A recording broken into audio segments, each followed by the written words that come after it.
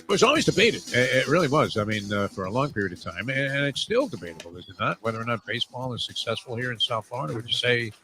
I mean, the only people so far that I think it's been really successful for were Laurie and Sampson. Yes. Who cashed in billions. Everybody else has left here kicking and screaming, have they not? The son-in-law and Pops, who, have went from buying Dayglow Jesus paintings to all of a sudden he's in the bidding at Sotheby's for a Van Gogh. Exactly. It's an original there, Jeff. Okay. The time. Wake up with Defo, joined by Lubie. Welcome to the Defo Show.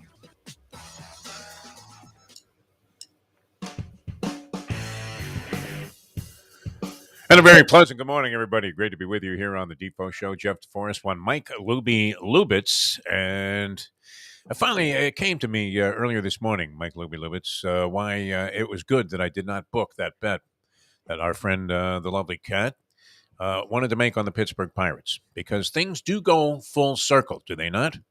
They go full circle. All right, and I've told this story many, many times, but was reminded of it once again, during the Homerun Derby last night, which I couldn't go through the whole thing. You say you saw none of it, huh, Mike Lubie Lubitz? By the way, how are you on this fine Tuesday here? Because we're one day away from Black Wednesday. Oh, yeah, nothing. Is the WNBA going to try and cash in on that once again? Jim Sarnia would be happy about that. Remember when they played a full slate of games on a Wednesday? Yep. And you're thinking, why do they have like a 12 noon game on a nondescript Wednesday following the July 4th weekend when everybody's thinking, oh, what a grind it's going to be. The next holiday ain't till fucking Labor Day. Yep. And there's the WNBA, and they got, everybody out there. Brittany Griner is dunking a basketball. Diana Taurasi is chucking one from 35. Plum, is that her name? Kelsey Plum? She's my favorite WNBA player, man. She is a spot-on chucker. Kelsey Plum. Have you seen this woman play? Mike Lubie Lubitz, I know you're not inclined to tune in a lot of WNBA basketball. Neither am I. I don't want to act like all of a sudden I'm watching these things in total balance. Would I prefer, this is a good question, but would you prefer a WNBA regular season game or an NBA Summer League game in terms of choice viewing? How do you feel about that? NBA Summer League? Wembanyama, out of the picture, though, OOP on this, which he is now, as Scoop Skolnick hustles his way to Las Vegas to see Wembanyama and watch this story develop. Guess what? They shut him down. 2 games in, and they said, this kid's kind of skinny, man. I'm sure they're happy they drafted him, man. He looks like he's going to be a good player, does he not? He'll be fine. All right. Well, what would you prefer? A WNBA regular season game between the Mystics and the Sun. I don't even know what cities they play in. Or this is not to diminish WNBA play. Because I do like that Kelsey Plum. I do. I don't know what that is. But I know in your opinion, you would much rather watch guys you never heard of playing an NBA Summer League game. Is that a fact or not? I have not watched the WNBA game. Has it been over a decade? I would say it's been probably 15 years. Yeah. I watched like 4 or 5 different Summer League games. What really alienated a lot of people was that We Got Next campaign when they first came on the scene. I mean, who had that? And it was clever. I mean, it wasn't like it wasn't something that wasn't catchy. If you're an ad executive and you said, We Got Next, it's catchy because it reminds everybody who ever showed up at the park and, just put their stuff on the ground and said, we got next. And everybody's like, oh, no, you don't. Those guys were waiting there, And they point to the 2 people that are physically impaired that are going to get the next game so that you can keep the court. Exactly. No, they were here. The 2 guys in a wheelchair.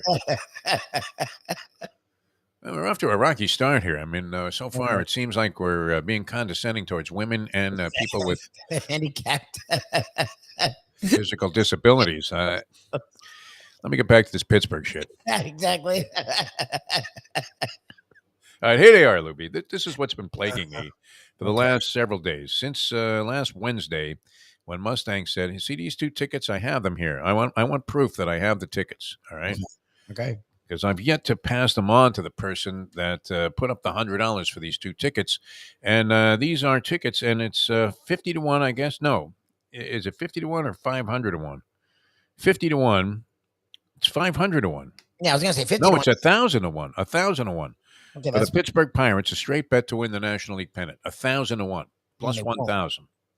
Okay, 50 gets you $5,050 back. And the World Series proposition is plus 2,000. So, I mean, that's really something. If they made the World Series, are they really going to be 10 to 1 shots in the World Series against anybody, the Pittsburgh Pirates? Now, I believe they have no chance to do that, as do the odds makers, because they're willing to give you 2,000 to 1 for the World Series victory. I mean, how prohibitive is that? I would imagine that's the largest. And see, now I'm trying to be very careful with these because I had them in a spot here, which I can't reach. And I have to get these out of my pocket because I don't want to be on the hook for this woman's $15,000. Exactly. All right. There it is. I mean, And the there's a Pirates reason for me. Well, what if the dog eats it or something? Look, the Pirates aren't winning the pennant. You don't. There's a reason you got 1,000 to 1. Like they're 1,000 to 1 to win a pennant. I mean, think about that. To win the National League, they're 1,000 to 1. They're not. But at this point of the year, the Panthers and Heat didn't feel like teams that were going to compete either, and they were within eyelashes of winning. So I hate to keep coming back to that. Yeah, I mean, with 4 minutes to go in that Chicago game, the Heat looked like they were headed for infamy. They were going to be Jackie Smith. They were going to be Bill Buckner. We discussed this. I mean, they were moments away from looking like complete fools, from being the first team ever to be disqualified from the playoffs after finishing as the number 7 seed in the regular season. Incredible. They were the first team they're going to be eliminated. Well, it was only 4 years, but it sounds good, doesn't it? It's like that stuff about Barry Bonds. God, Bonds is a choker in the postseason. He'd only played in like 3 postseason games. Yeah. Right? So he was batting $129. Who cares? No home runs and no juice. No Victor Conti coaching third. Come on, Barry. Yeah, just keep running. That ball went out of the park. It's long gone, Barry. I know you didn't see it. I know you hit it. It looked like it was going to be a tapper to the second baseman, but took straight off there. As if the ball had helium in it. Incredible. There's another Pittsburgh guy, although most people would identify Barry Bonds with the San Francisco Giants, correct? Yes. I Did he spend more time with the Giants, or did he spend more time with the Pirates? I think in the end, the Giants, because he ended up playing till he was like 65. Oh, that's right. Yeah, he was a crippled up old man there, and he was still playing baseball. All right, so here's my thing with the Pittsburgh Pirates. And this is if you believe in the gods of gambling, Lubie, had I booked this bet, now to the fact that I put it in, and if I can get these tickets to the person that bought them, the lovely cat, if I can get them to her, then I'm off the hook. I don't have to worry about this anymore. She zelled the money to the Mustang, believe it or not. See, that's another good thing, though. So she did pay. Okay. No, she paid. Look, I wasn't laying out a stick for this. That's for sure. Okay, now let me ask you, because you guys have a weird, degenerate code. Yeah. If she hits this by the grace of God, do we deserve a piece? Expectation. See, okay, do you deserve some kind of a cut? Andy Man has a whole ruling on these fucking things. Like, you were there. Without you, the bet doesn't get placed. Sure. I mean, if the woman took down $15,000 and we were the ones that went out of our way to make the bet, do we deserve a piece of that? I don't know that I feel like she would be compelled to give us a little piece, but how about a dime, huh? I was going to say, you're looking for $1,000. You're such a bullshitter if you don't say that. She makes 14. We make a dime for booking a bet for her, and that's it. By the way, more expansion in sports betting as the state of Kentucky now, through its racing connections, has made sports betting available. There was this giant fear at one point that sports betting would put racing and all of its simulcasting and all of this stuff somewhat out of business. There was that fear about the lottery. I don't know how much the lottery impacted thoroughbred racing. I guess to some extent, because all of these crazy people, Michigan people, are thinking they're going to hit the lottery. In fact, here's another ticket, right? I turned another $20 into $4 a couple of weeks ago. Do I have any plans of cashing the $4 and getting out of this game? No. Isn't the jackpot like nobody hit it last time out, right? Powerball. What do you think, Lubie? Is that thing up to about 500, 600 million?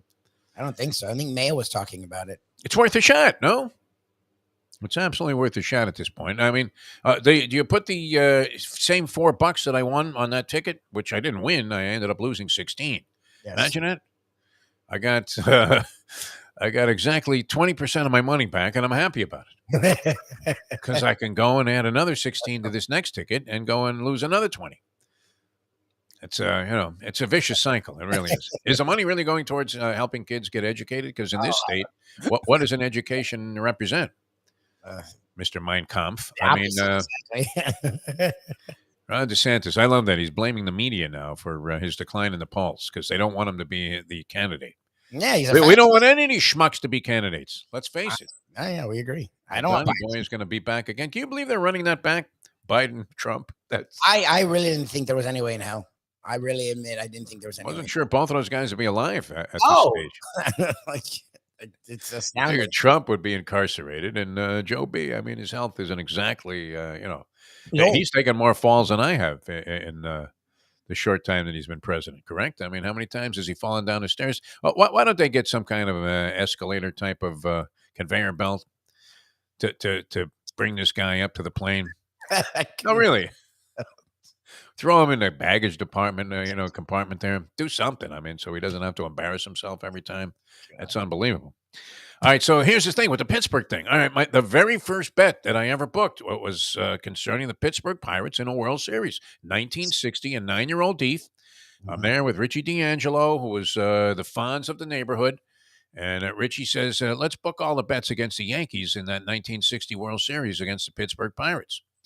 And I literally was on a loser leaves town basis on this thing because I think we booked about, I don't know, maybe $12, $13 total worth of bets, which by 1960 standards was like, 9-year-old kids booking $1,300 worth of action.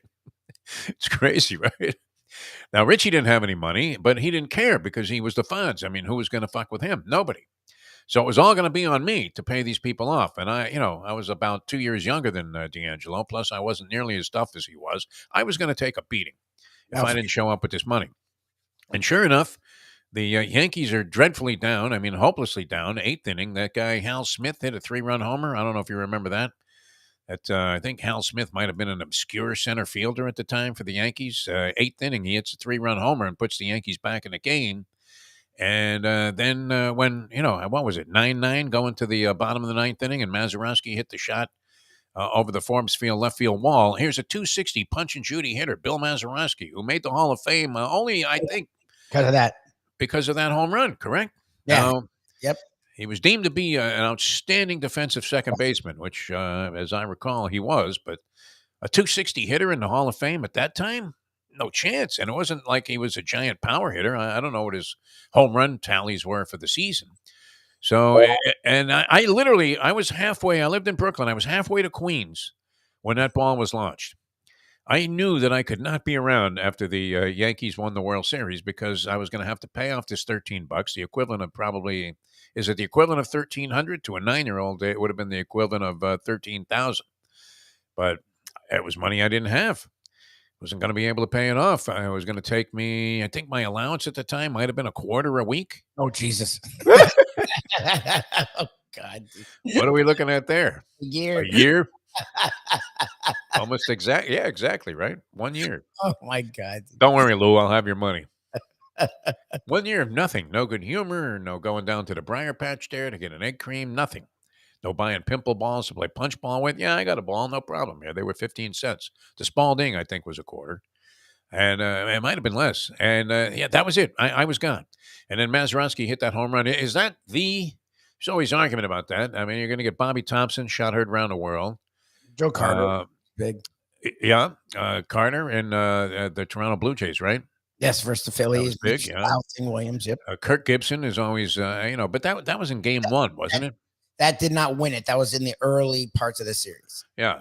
The other it was very dramatic, and it was brought about, by the call by Jack Buck. Yeah. I can't believe what I just saw. Well, the dude, hobbled up there. He hadn't played. It was pinch hit. He couldn't even stand on the one leg. He had to stand on the other leg and put all his weight on it. And the thing he did with the elbow as he was chugging around first base, that kind of made it a classic, didn't it? Yes. That was great. No, it was a big home run. Vin Scully on the call. I like Vin's call, but you heard the Jack Buck call over and over again. I can't believe what I just saw. And that's because he was blind as a bat at that point, right? Buck was 100 years old. I think it was that old. Ernie Harwell probably had a better view of that thing, and he was dead. Classic home run calls, though, always great. Who had the best one? I was a big fan of the Mel Allen. Going, gone. And there's another home run for baseball in Ballantyne. Unbelievable. That one's out of the park. It's rattling around there in the third row. The Homerun Derby, did it resurrect any of those memories for you, Mike Lubie Lubitz? I really forgot. I'm not going to lie.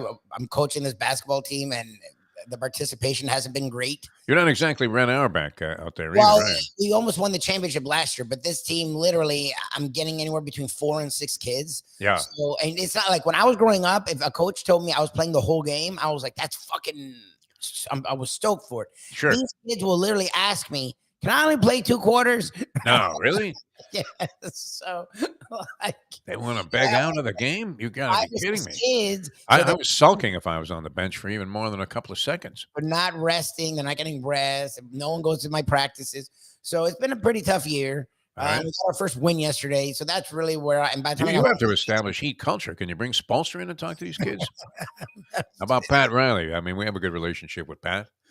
Would he be willing? Where do you have to go? David Posnack Jewish Center? Where is this taking place? I'll take any help I can get. So I forgot about. Does Riley have to wear a yarmulke if he goes in?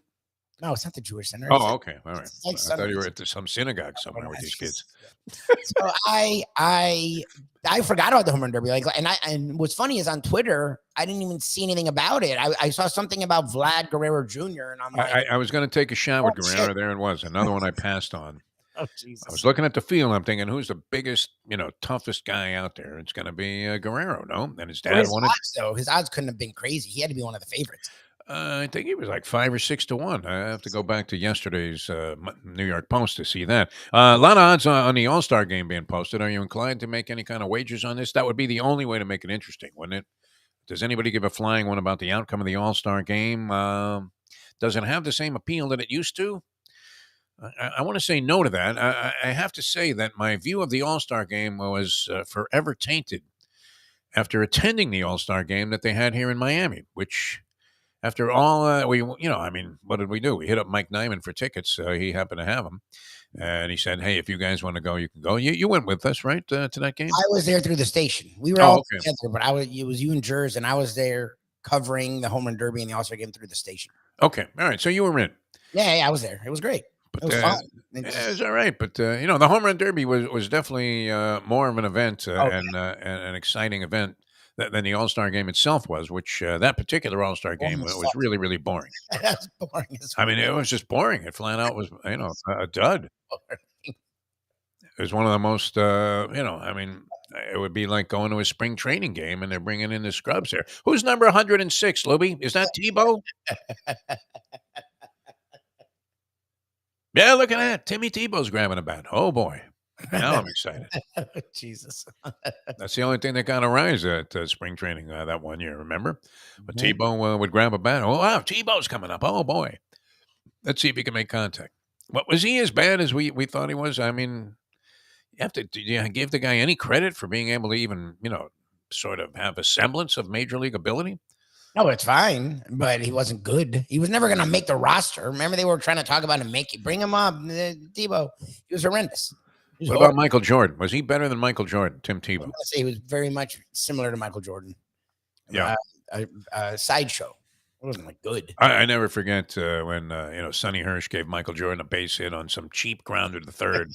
That was butchered by whoever was playing third at the time in that exhibition that they played at what is now Hard Rock Stadium. And Sonny Hirsch was the official scorer there, and he gave him a base hit. And you're like, come on, Sonny. That is fucking weak. What are you, Athlete Bird here? 118, 110, Canelo. Okay. I didn't see it that way, but you can explain to me how you did. I'll go ahead and I'll accept it. That'll be that. All right, so what are we going to do with this All-Star game? The National League has lost 9 straight. They haven't won since 2012. Jesus. Is that 9 games? I think that was their last win. All right, so here we are, 2023, and the National League is plus 165. That's not bad. I mean, are they not due? How arbitrary are the results of the All-Star game? Is it that the American League really is that vastly superior, or just luck of the draw? They won 9 straight. Now, if you're going to go with streaks in baseball, naturally, you're thinking they're going to extend the streak, the American League. But to get that, I mean, look at this. You have to lay 200 to win 100 on the American League. Are they that much better than the National League? How is that possible, Louis? I don't understand why it's so tilted. Like, there's a lot of stars there, and I get you have Otani, and that's the run line where you're laying runs also. Okay. All right, so I didn't mean to deceive everybody on that. I didn't catch that. All right, so if you bet the National League, they're minus 1.5. You get plus 165. That's still pretty strong, no? All right, but you're laying runs there. You're laying 2. They would have to win by 2 or more for you to get that kind of a price. This is the only way. I mean, if it wasn't for the math in this, there would be no interest in this game.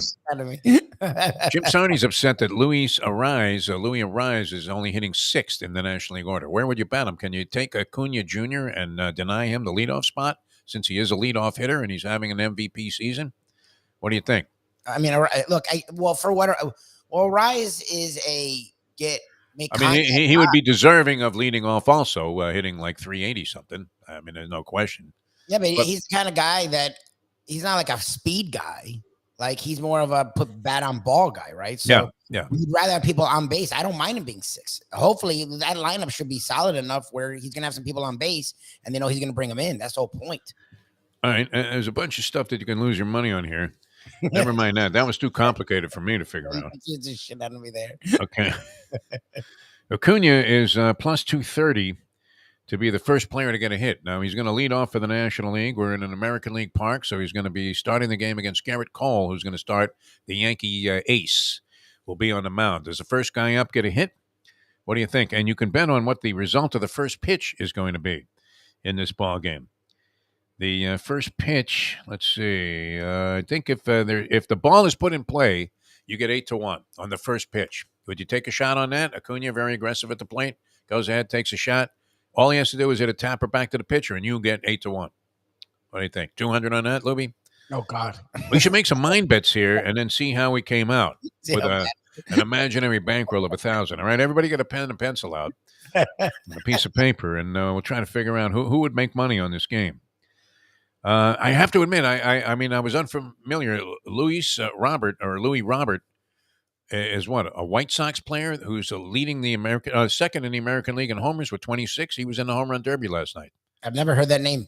I've never heard it. Not even that I know him or don't know him. I've never heard the name. I didn't know Adley Rutschman was a Major League Baseball player. I would have thought maybe he was a Dutch soccer coach or something. Yes. Adley Rutschman.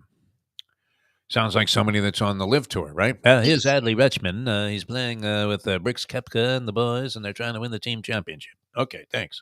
Otani has 32. Otani has 32 home runs. God damn, and he's pitching well. Oh, Jesus. He's having what people are saying, I mean, with apologies to the Bambino, the greatest season ever by any Major League Baseball player. It really feels like it. Jesus Well, Christ. think about it. I mean, 32 home runs. He's leading the majors, and by a fairly wide margin. I think the next best total is 26, which Mookie Betts had going into the Homerun Derby last night. But he didn't appear to be built for that kind of thing, where you're just going to take swing after swing after swing, and eventually the bat's going to feel like it weighs 400 pounds. Are they torturing these guys too? I mean, do they need to continue to tinker with the format to make it a little bit less of a physical burden on the guys that are involved in the Homerun Derby? You hate to see a guy taking a couple of pitches because he's gassed at the end of 3 minutes. No, I mean, try boxing a 3-minute round. If you just swung a bat as hard as you could for 3 straight minutes, Lubie. It's tiring. I don't know if they should be. Well, I don't know. It seems to drag on.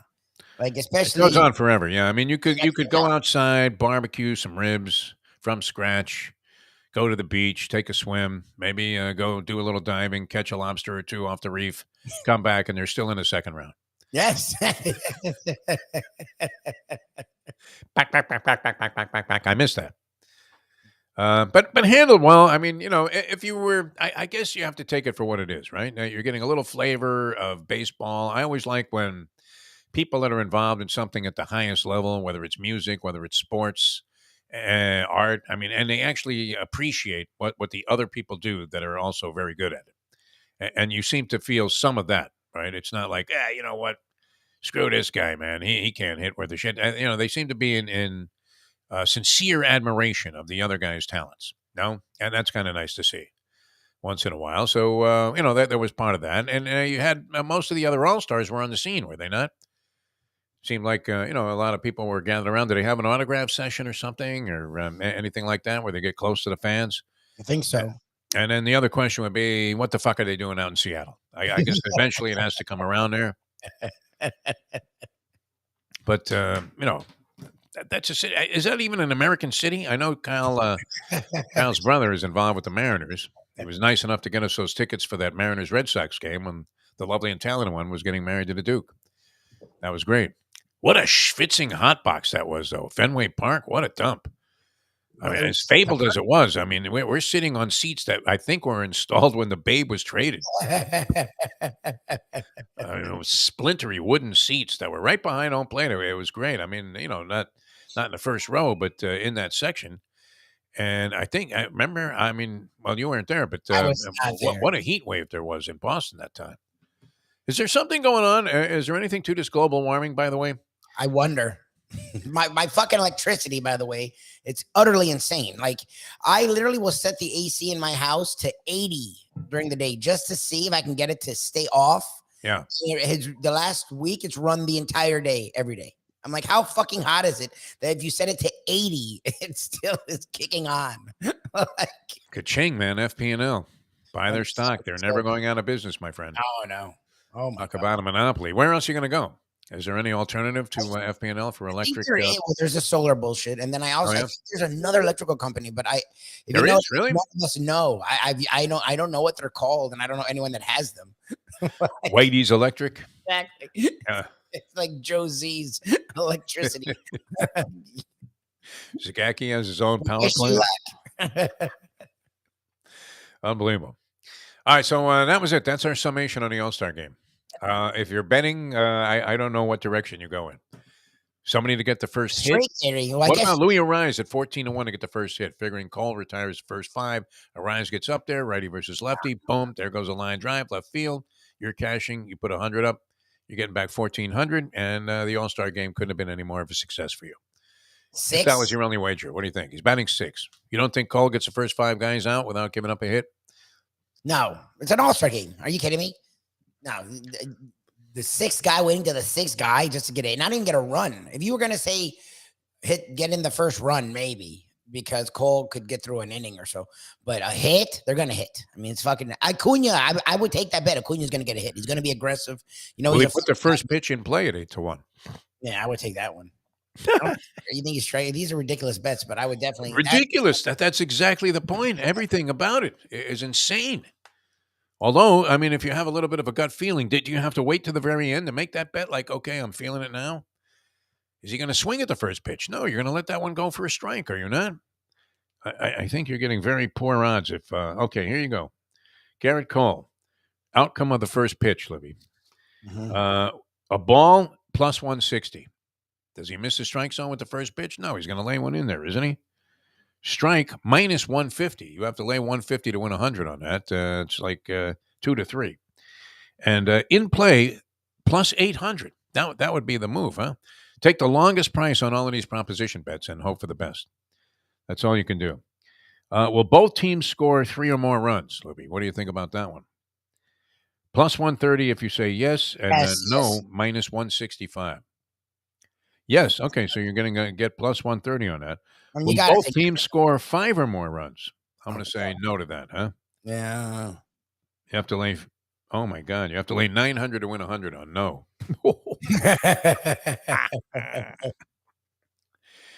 Such ugliness. All right, that's it. What else is being offered up tonight? I would imagine, I don't know if there's going to be any interest on the part of Jim Sarney. There'll be one television set on in South Florida, the Canadian Premier League. The HFX, what is that? Halifax Wanderers? I guess. At Pacific Football Club. Fox Sports 2, 6 p.m. You can watch that and still watch the All-Star game. Other than that, there's a bunch of summer league stuff, and then tomorrow is Black Wednesday. Nothing to bet on except the WNBA. If they, I don't think they do that anymore. I think they were embarrassed by that, weren't they? Why would they be embarrassed? They were embarrassed when they had the full slate in response to saying, Black I know Wednesday. what you're referring to. Why would they be embarrassed? I mean, it was an embarrassment, right? It was obviously a cheap ploy to get people to bet on WNBA games on a day where there's nothing else, not even baseball. As mashugana as it is to be betting on baseball to begin with, they tried to steal the play. What's that? I don't know what a full slate consists of because I don't know how many teams are actually in WNBA. But tomorrow there are 5 games on. 5 games. It looks very similar to what the NBA does, like on a Christmas or where they used to. There's a game at 12. There's 2 games at 12, and one is televised on NBA TV. There's a game on 1 noon on a Wednesday. On a Wednesday when people are kind of sort of getting back into work. Day. Yep. Yeah. 1 o'clock. There's a game on Twitter. I didn't even know Twitter jumped into the televising games fray, but there's a game on Twitter. There's a game at 7, and there's a game at 10 on CBS Sports Network. Opposite to that, today there's only 2 games. So I think they haven't learned anything, and they're going on. Well, obviously, if you're having a noon game on a Wednesday, then there would be no reason for that except to take advantage of the fact that there is nothing else on the betting slate. That shows you that degenerates are controlling the world. It's amazing how people used to frown upon this activity, and now it's being warmly embraced by virtually everybody in the universe here, including us, who we've been advocates all along that the best way to live your life is to find a way to separate yourself from your money and render life completely meaningless at some point. And that's why the other day I was thinking, hey, Jean-Paul Sartre was right. What does all of this mean in the end? Nothing. Isn't you Wimbledon guys are kidding yourselves. Wimbledon's going on, right? You can bet Wimbledon. Wimbledon, yeah. They're down to a few matches, though, by the time you get to Black Wednesday. Although still, very tough calls. A couple of good things happening there, actually. Now, definitive proof now that women weaken legs. Okay. This guy, Stefanos Tsitsipas, have you seen what's happening with him and the lovely Paula Badosa? The Spanish player who was on a big-time rise, and then she's been plagued by injuries of late. But she also has taken Cupid's arrow right through the heart there and has dumped her model boyfriend for Stefanos Tsitsipas, and they have all kinds of pictures up. You would think that they were the happiest couple on the planet Earth. And I wish them all the best in that regard because, you're looking at Badosa was a player that people were really touting as maybe even getting into the circles of being – I don't know about being number 1, but right there, tapping on the door. And Tsitsipas, we've been waiting forever for this guy to win a Grand Slam event, thinking it's only a matter of time before this guy breaks through. And he had that classic battle last year at Wimbledon with Kyrgios, where Kyrgios was kicking up a storm at full blast. I mean, Nick Kyrgios cursing, screaming, cursing out the ball girls, the umpire, throwing rackets at Tsitsipas. And he beat him. And, that's kind of been his story is that he gets to these big matches. And unfortunately, even though very competitive and looks like he's got every chance to win, can't pull it off. And now he's getting knocked out like in the first, second round of tournaments. Although, and he was beaten by an American guy, this guy, Chris Eubanks, who's like 6'7", who, he beat Tsitsipas in a 5-setter. And you know what? I don't think Tsitsipas really minded so much because he gets to spend more time with Paula Badosa. Women weaken legs. Yeah. The cat can't win anymore. I mean, he's not the threat that he was. You could bet against him with every dime that you have in your pocket. If you were betting Tsitsipas not to win Wimbledon, boom, you've got it again.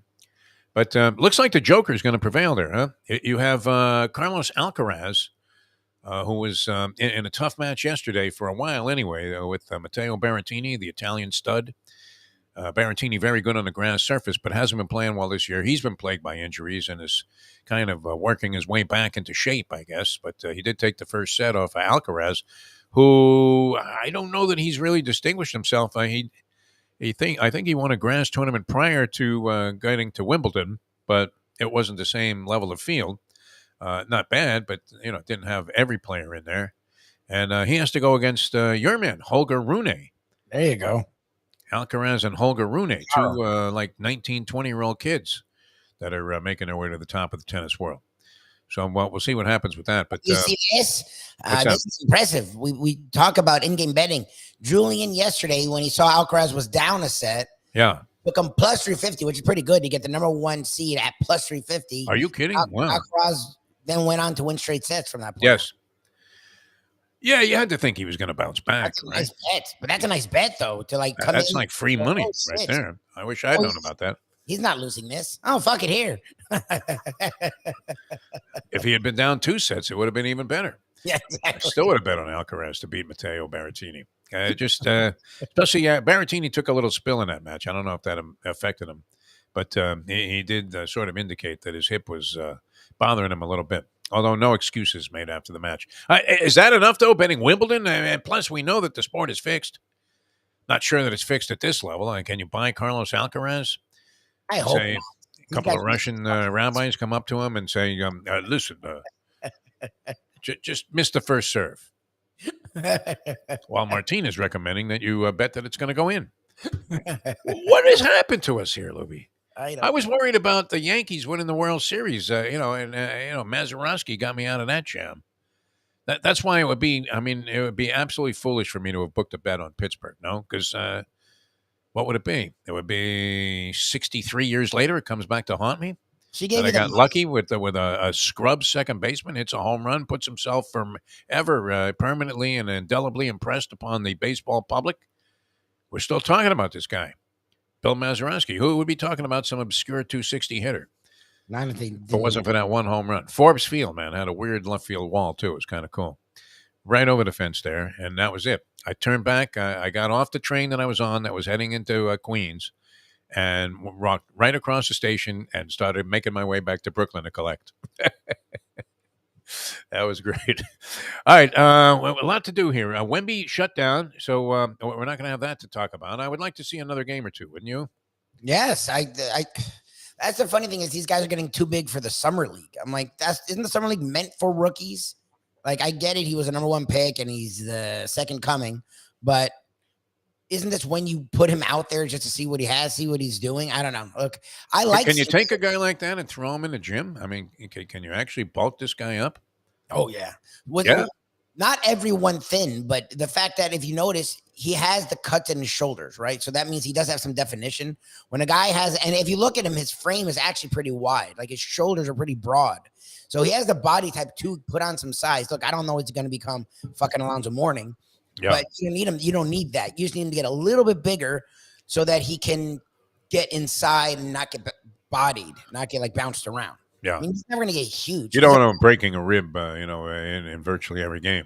That's one in his legs. The big issue for bigs like that are their legs, their ankles, their knees, their back. Those are the things that go with you get all that weird stuff too, like microfractures and So that's the thing. You want to build it. Whatever the fuck LeBron's done, because LeBron's a bigger dude who's really never got hurt.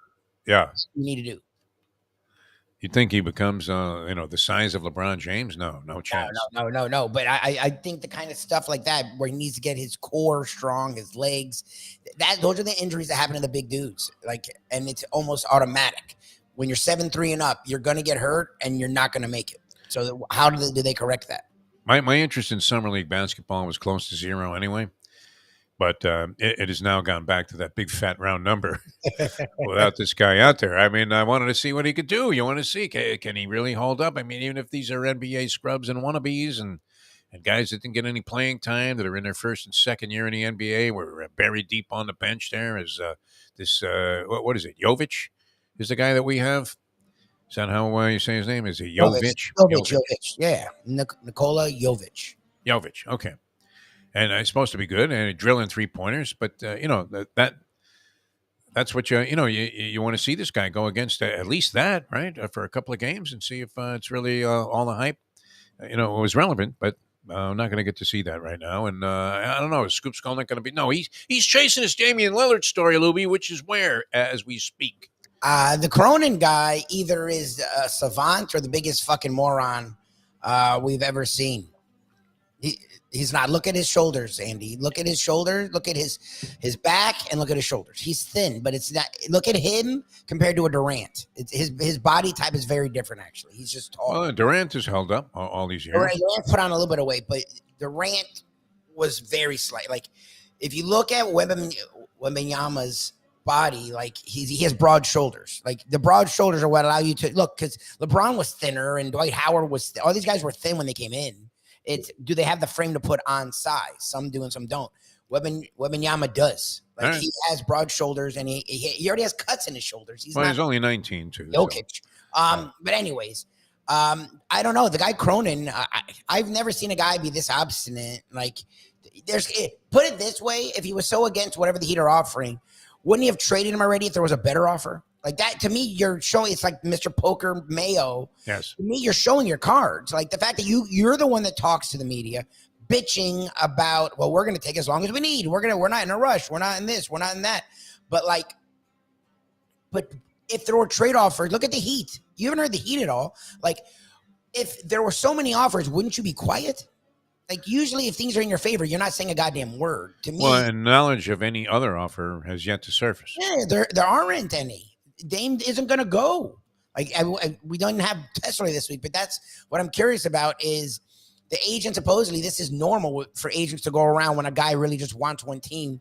The agents will say, look, I'm not being a jerk. It's stupid for you to trade for him. It's going to be more of a fucking mess. And teams more so in the NBA too, I think, than any other sport. Yeah. The player has the ability to dictate where he wants to go. And, I mean, would you really want to have an investment in a guy that wasn't all in with whatever it was that your team was trying to accomplish? Felt like he got jilted by being sent to Detroit. And you try to convince him, we got all these great young guys. You're going to be the piece that glues this all together. Damian Lillard, you're still going to be the big star here, and the entire state of Michigan is going to be your oyster. Yeah, I don't know. When the guy said yesterday that it's going to take months. No. He didn't say how does that help anybody? He said it could take months. I don't know. We'll see. We're going to wait for the best offer possible. It's like, dude, you're lying. Yeah. Like we all know you're lying. Like you can linger, but we all know you're rebuilding. So why would you want to have this? You understand the minute they trade him, the Portland doesn't matter anymore. Yeah. They'll just move on to Damian Lillard and the Heat. But if you're rebuilding, isn't that what you want? Don't you want to be in obscurity? You don't want to be at the front and center when you're winning 25 games. Like, that's fucking dumb. Like, it's just weird. I've never seen a guy handle it this way. And I get it. He's trying to get leverage. But all he's doing to me is looking like a little kid throwing a hissy fit. And if I'm a free agent or if I'm one of his young players, I'm like, this dude sucks. Yeah. This guy's an idiot.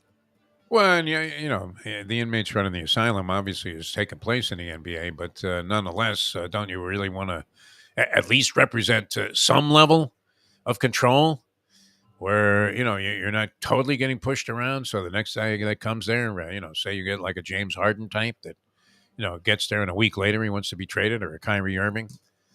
That seems to be a characteristic of a lot of guys in the NBA, though, doesn't it? Although you're not really looking at Damian Lillard. Nobody seems to be disparaging about his desire to be traded in this situation. Well, the thing is, he's been there 11 years, and supposedly, and he wants to come to the Heat, where he's well aware of Heat culture.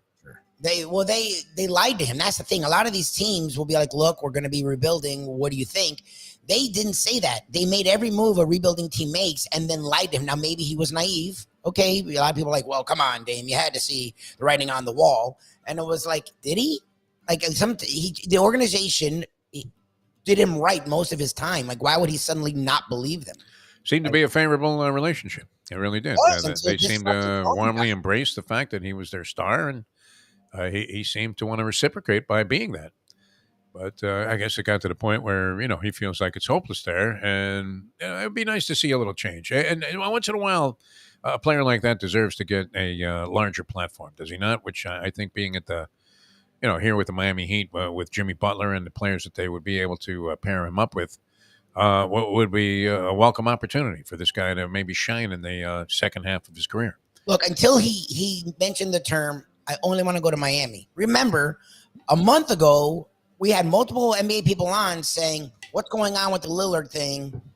And everyone was saying, we're just waiting for him to ask out. He doesn't want to, but it's clear he shouldn't be there anymore. Everyone in the league wants him to ask out because he deserves better, right? That's what everyone was saying. Yeah. All of a sudden now, because he named one team, and God forbid a player control their own destiny when they sign an extension, even though teams trade guys who sign extensions all the time. People are now going, "Oh, what the fuck? This is ridiculous." It's like, dude, you wanted him to ask out. Like everyone wanted him to ask out. It's dumb him being there. I forgot it. I forgot he was in the league. Like I'm not gonna lie to you. Like I did not know he averaged 32. You know what the Yes. fuck? 30. And then he was making circus shots. And he Shooting shot the like Coke 50%. machine. I mean, he comes over half court. He does everything in terms of making baskets that Trae Young doesn't. And yet, although Trae Young has that line drive break, whereas Lillard has a perfect arch, as if he was John Sunvold resurrected out of the corner. All right, we're going to come back with more. A lot of fun being with you. Homerun Derby last night. Vlad Guerrero Jr., first father and son team ever to win that. That is somewhat limited, I guess, by the fact that the Homerun Derby is a relatively new event, is it not? What does it go back to? Were the Bonzes? Would Bobby have done it? Yeah, I don't know if they had it like this, right? No, they didn't have anything like that back then when Bobby Bonds was playing. I would say no to that. It came into existence, what? Has it been around since the 80s? Is that possible? I want to say, well, at least, 20 years, we know. 90s, when did the Home Run Derby become part of the fanfare for the All-Star game? It's been around a while. Yeah, maybe 30 years, something like that. I want to say 80s. They're saying it was first televised in 1993. I don't Okay. know when it first started. All right. I don't recall. I mean, if it wasn't on TV, what would have been the point of having it? Just to have another event there to fill the ballpark? They're saying 85. 85. Okay. That long. Man, that's not that long. No. What's that? 15 and 23. 38 years. Man, it's less than 40 years. So kind of tough for a father and son team to have connected on that, but they did it, right? I mean, Ken Griffey Sr., could he have won a home run derby? Sure, he could have, but I don't think they had it back when he was playing. He was old as fuck in the 80s. I'm going to try and hit a couple. All right, we're coming back with more here on the Defo Show. Jeff DeForest, Mike Lubie, Lubitz. You're right with that 5 reasons stuff. You mentioned the Miami Heat and bingo. Like just that. I mean, you reiterating what everybody's been saying already with me questioning. Oh, yeah, Lubie, is that true? That's good for 5,000 views. I mean, they are thirsting for information about this. And, we all are. I'm not going to lie. I know you're not, but like people like me. Well, I'm now, I tend to buy what, and this is not necessarily true in the NBA. In fact, the antithesis is probably the case, where everybody thinks something is a certainty and then it never happens. Although less of that is taking place now, as the players got more and more control of their own destinations and destiny in the NBA. The reports usually have a level of accuracy to them. And I am now of the belief that Damian Lillard will end up playing for the Miami Heat. Yeah. And that the Heat will actually have a reasonably decent supporting cast around him and will be an improved ball club based on the fact that they get Damian Lillard. That'll take them from being how do they do this with this bunch of schmanks? to, wow. I mean, they're a formidable force to be reckoned with in the Eastern Conference. I don't know that it puts them ahead of Milwaukee. Does it put them ahead of Boston? Boston, you're thinking, might take a little bit of a step backwards after what happened this year, no? Well, the thing is, as much as our friend the professor can't stand Grant Williams and Marcus Smart, they are heart hustle guys that team actually needs desperately because Tatum and Brown are not. They're on vacation out there when the ball's on the floor. Butler and Bam are he's the best player. They also may be the 2 hardest working players he'd have. Yes. As well. Tatum and Brown are not they're. I don't know what to do with the word soft because they're all NBA players. They all care and all that bullshit. But it's not like Tatum and Brown gut it out. They don't feel like gutted out guys. Grant Williams is smart work. Grant Williams is the one that went toe to toe with Jimmy Butler. As much as we made fun of him, I give him credit for being willing to fucking do that.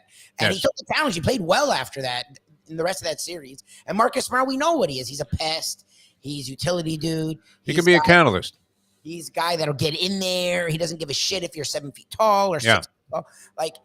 To not have those guys does change that team a lot. And then the guy you brought in literally has missed 40 to 50% of every season in his entire career in Porzingis. And he's the definition of soft. I don't mind calling him soft because he is. He's Mel Counts in a Celtic uniform. He really is. Reminds me of the old Mel Counts thing. Where you're looking going, man, that guy is a freak. There weren't that many 7-footers back then, But I don't know. He got a little bit better after he left Dallas. Seems to play. I mean, nobody watches Wizards basketball, so we didn't see a whole lot of him. I didn't anyway this year, but he seemed to have become. He had a little more punch in his game than he did before. I remember Beal. That was the whole thing about Beal. Beal missed most of the season, so that's one of those situations possibly that someone had to score. Kyle Kuzma came on as a player with the Wizards. No, he did. No, he did. But again, there was no Beal. So now having Beal, Kuzma, and Porzingis seem to reap the benefits of that. Are they better, or did they just fall into a perfect situation to pad their stats? Like possibly, yes. Did Gene Shue coach him again this year? Gene Shue. He was something, huh? I mean, you talk about a guy that looked like a complete stiff there on the sidelines. All right, we're coming back with more here on the Defo Show. We haven't accomplished anything because we're dreading heading into Black Wednesday and betting WNBA games all day. 2 noontime scraps, huh? Beautiful. That'll get you going. That'll get you through a day. It's a good day to get any dentistry done. Exactly. You've been trying to put off, the fact that there is something bothering you back here, but you don't really want anybody to look at it. You're taking everything that you have in a medicine chest to see if it works on tooth pain. How come tooth pain is so hard to get rid of, Lubie? What is it about that?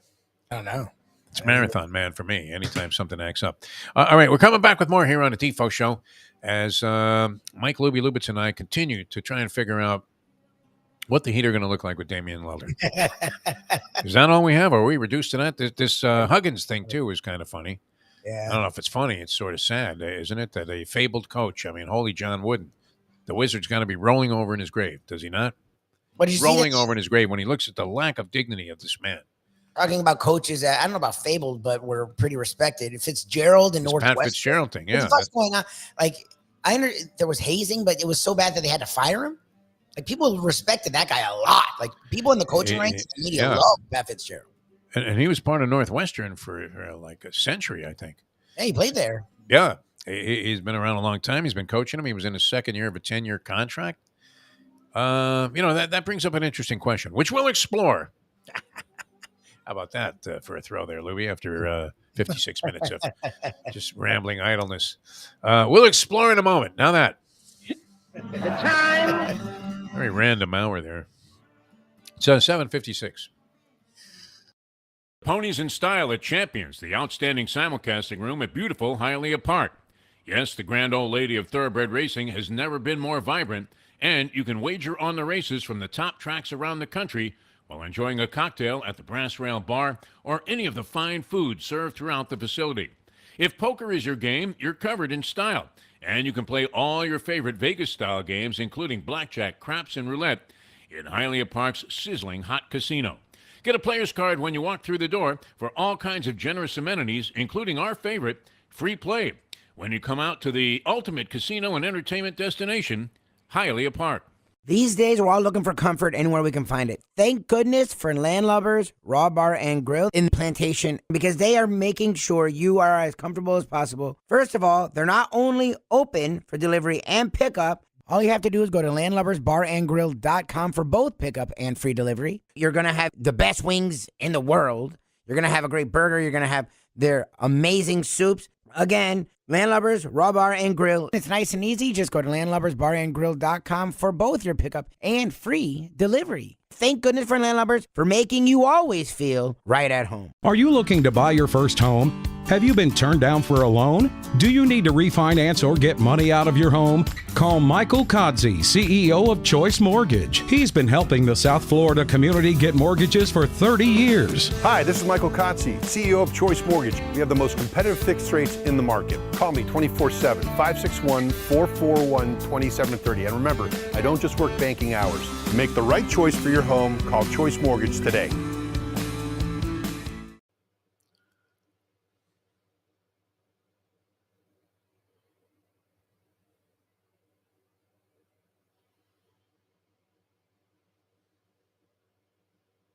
I don't know if the skipper, manager, Don Mattingly, and we welcome Donnie Baseball to the show. Are you aware that our producer, Mike Lubie Lubitz, whom you've spoken with before, setting up these interviews, is a known kiss of death? He's a known kiss of death? Known. I mean, universally renowned. then hopefully he'll say that he doesn't want us to win, or we don't think we're going to win. Oh, he'll be rooting for you to win, but we just need him to predict last place, like That's Leo what I mean. DeRocher time, you know? Yeah, that's what we need him to go the opposite direction. Now you're on the right page. We now return to the Defo Show. And that was our introduction to Don Mattingly. Warning him. I mean, one of the nicest guys that you'll ever meet from the world of sport. Donnie Baseball, Don Mattingly. And we had to immediately issue a disclaimer and warn him that if we were backing you, there was a pretty good chance that you were going to be a loser. And unfortunately, that turned out to be the case. That in general, the Marlins lost and lost and lost. And last year's atrocities with those one-run games. Is Skip Schumacher that much better of a manager, or is the roster that vastly improved Mike Lubie Lubitz? The Miami Marlins are writing essentially their own Cinderella story this year. Again, obviously, like we talked about, I didn't watch any Homerun Derby, so I obviously missed this. I guess A-Rod was on the call or was involved in analysis in some way. Okay. Did A-Rod try to give Derek? Did they talk Marlins? Because obviously the Marlins are a top 5 team in baseball right now. Did A-Rod try to give Jeter credit? Like, oh, he was trying to credit Jeter because he's working with him now. Don't they hate each other, Jeter and A-Rod? I don't know. Just Julian, I guess, said A-Rod was trying to give Jeter credit for the Marlins' success now because he was there, but didn't he leave because it was a disaster and he threw a hissy fit?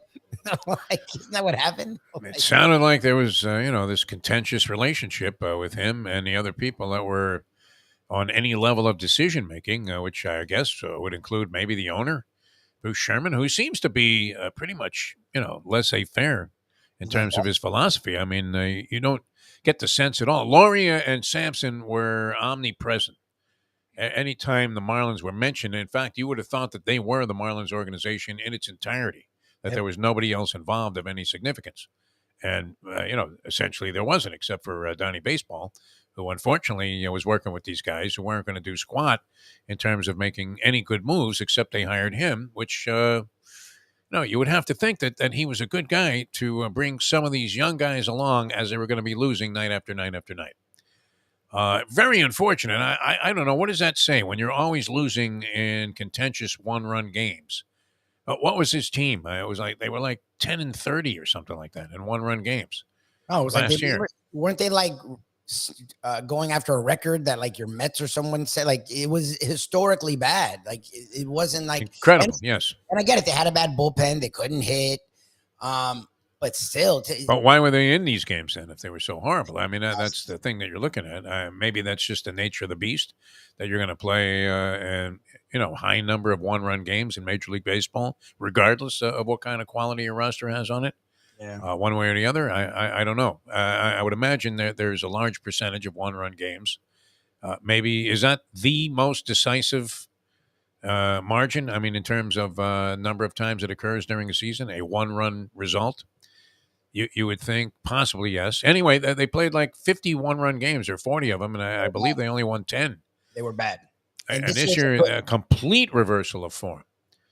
So have they acquired more clutch players? I mean, they do have guys that are coming through in these spots where in the past you can almost count on an anemic effort. Is that on the manager? Is Skip Schumacher, does he have them so inspired that no matter what the circumstances, no matter how far down they are, they feel like, you know what, we got this one? Don't know. Or is it just, arbitrary and bizarre luck of the draw and timing? That's the thing. Like they seem to have, like Andy says, the new blood bounce and the message wears thin. So the new guy, the message is heard loud and clear. And Mattingly was supposedly a player's manager and Schumacher's a no-nonsense manager. So we know the switching of the characteristics of coaches / managers does shake things up. And look, so it's possibly, as much as we like Don Mattingly, it was somewhat justifiable that maybe they try something else. I believe. I mean, you would have liked to have seen Mattingly leave on whatever terms he wanted. But, it became apparent that he probably wasn't going to be around this year. No. Well, but I don't know that it was justified. I mean, not because Mattingly was so terrible. It just, as you said, maybe just putting a fresh face in front of these people was going to make a difference. Well, the one thing to me is that is clearly different is, yes, they added a rise, so maybe that set a tone at the top of the order that went through the lineup. But like if you look at everyone else, like Soler was a bust last year, right? He's awakened from the dead. He's hitting crap out of it. So Yeah. I don't know. We always make fun of the hitting coach thing. Dela Cruz has been good. He's woken up. Like the all whole season. Hooper's been better. Like the lineup is better. So is it the new hitting coach that Schumacher? Who is the hitting coach now I don't for the Marlins? Do we know? I'll look it up. The Yankees did hire Paul Casey, who was a lifetime 300 hitter. Is that true? He was a lifetime 302 hitter? I That don't seems know pretty Paul. significant by today's standards, does it not? You know me and my batting averages. Paul Casey, who was a teammate of Aaron Boone's many years ago, and also was in Cincinnati when one of the Yankee executives happened to be in Cincinnati. So they think he's going to be the solution to the Yankees' hitting woes. What's that? Is it Paul Casey or Sean Casey? Sean Casey, not well, Paul Casey. the mayor. Sean I don't Casey, know Paul Casey is. And Sean Casey was a really good hitter. Paul And Casey, I think, is a backup singer with the Grateful Dead. No, I don't know. See, that sounds like a game show host. Paul Casey, where did I get that from? I was trying to look it up before I, gave out the wrong name here. But yeah, Sean Casey, you're absolutely right, Lubie. And it's interesting. I mean, the way these stories twist and turn, because now, after all of this praise about how Steve Cohen of the Mets was spending all this money and how great it was, and how this was about time because the Wilpons were known cheapskates, and they were still trying to recover from investing their money with Bernie Madoff. But now the narrative in New York about the Mets is forget about emulating the Dodgers and just buying your team. Steve Cohen should emulate the Atlanta Braves. Oh, good. Jesus Christ. There's a big article here today. I mean, Telling this you, Mets giant fans, article here. They should be more like the Braves than the Dodgers. it's what we Mets. did. And we finally just got here after like 40 years. Well, and that gets back to your thing. I mean, is A-Rod crazy? I'm glad Julian brought this up. I mean, is A-Rod crazy? Does Jeter deserve any credit for what happened? Or did he leave here kicking and screaming because they didn't do it my way? That was the story, was he wanted them to finally spend, and they're like they spent on like bargain basement free agents. Yes. Soler and Garcia, who's been a total fucking disaster. This year they went and got a rise, but that was a trade that wasn't going and getting a free agent. And they traded a reasonably decent commodity. I mean, frontline starting pitching, hard to come by in the major leagues. Jeter wanted to pony up the money for Marte, who last year was big for the Mets, but he hasn't been so big. This year he's having a lousy season, but you couldn't have anticipated that. I mean, at the time, it might have made sense. Starling Marte is he's been solid and you would say very consistent, has he not, Marte? Throughout his career, whether he was playing here or later when he was dealt to the Oakland A's. Yeah. And he even put in a representative showing with them. So, always very solid. Slumped so far in the first half of the season with the New York Mets. Actually ended up on the bench, but a solid fielder also with a big arm. Marte, he can help you win in a lot of different ways. I don't know what happened with his hitting. Maybe that's why, wasn't it? Did the Mets fire their hitting coach last year? Or is that a couple of years ago? I have no idea. The most perilous job. I mean, outside of being the teaser horse on a stud farm, I mean, would be hitting coach, would it not? It's hitting coach. You are going to be the scapegoat. You are going to get fucked.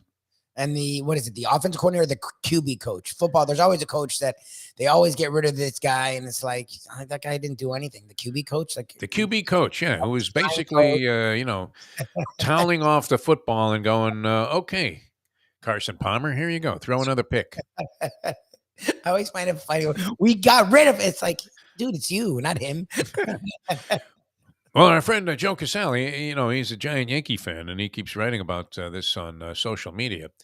And he's absolutely right on this one. The Yankees, no accountability, and that's usually the sign of weakness in the front office where, the general manager doesn't say, hey, this is all on me. Yep. I don't know how the hell I believed, that this was going to work, but I fucked up, and I'm going to do everything I can to try and straighten it out. Or, the manager, Aaron Boone, is always making excuses for his players. They could stand there at home plate. This is one of the big beefs about the Yankees. You'll have a guy like, Stanton hit a home run, or what appears to be a home run to everybody except maybe John Sterling. And then it turns out it's not a home run, right? It bounces off the wall there after Sterling goes, how did I hit fire? His teeth are falling out there. He's about to have a heart attack there. So, dipped his, shirt in hot dog mustard because he's drooling as he eats. And, he miscalls the home run. And so does Stan. He's standing at home plate. It turns into a single. Yep. And if you're the manager of that team, you have to be just absolutely furious with that. No, maybe even doing Gil Hodges and walking right out to left field and taking Cleon Jones and saying, hey, Cleon, if you ain't going to hustle, you ain't going to play. You're out of here. I'm walking you back to the dugout right now. Cleon Jones, one of the fabled Mets, instrumental in anything good that happened for the New York Mets during their history. Still known for this embarrassing moment where the manager trotted out to left field and lifted him from the ball game because he thought he wasn't hustling. Oh, God. Unbelievable. Aaron Boone, just the opposite. Like, well, it looked like that ball was gone. Everybody thought that. In fact, we were listening on the radio, which, and you would have thought this ball was somewhere rattling around on the elevated train behind the stadium. And sure enough, there's Stanton standing on first base with what should have been, an automatic double at the very least, maybe even more. But Boone is always justifying his stuff, so nobody's held accountable for what they do. Guy, is having a lousy game. He's not hustling, and Aaron Boone's, he's very instrumental. That Josh Donaldson's horrible this year, and he's fetching about not playing. And you're thinking, you're hitting 159. What the hell you want us to do? You suck. The Boone Cashman thing reminds me so much of like Chris Greer and Dolphins coaches of the past, where yes, very similar. Year to 2 years, Gase got an extra year.